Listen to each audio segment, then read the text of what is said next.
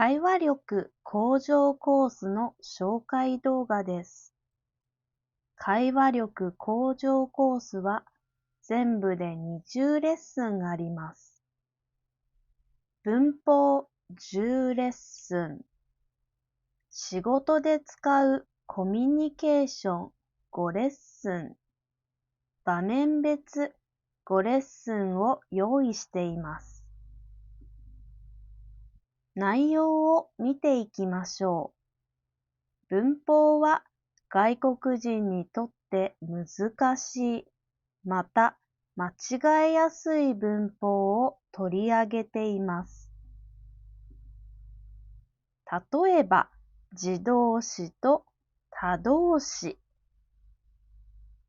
てにをはなどの助詞、だから、するとなどの接続詞の使い方を学習します。さらに、肯定アクセント、同音異義語、比べて学ぶ日本語の発音といったレッスンで正しい日本語の発音が練習できます。声に出して何度も練習をしましょう。仕事で使うコミュニケーションではビジネスの日本語を学習します。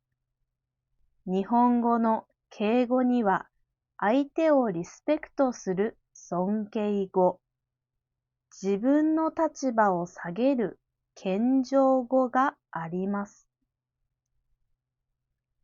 報告、連絡、相談の方法から日本の会社でのルールも学ぶことができます。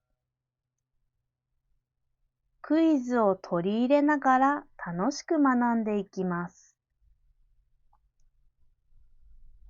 場面別会話では、薬局、病院、郵便局、ショッピング、レストランでよく使う会話を学習します。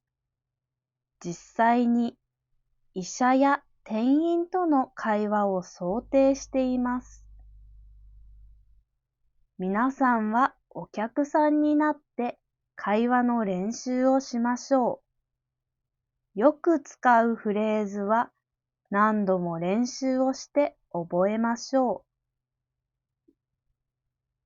皆さんが楽しんで日本語を学習できるように、イラストをたくさん使って教材を作りました。目で見て学び、発音して学ぶ。わからない部分は何度も繰り返し聞き、発音をしてくださいね。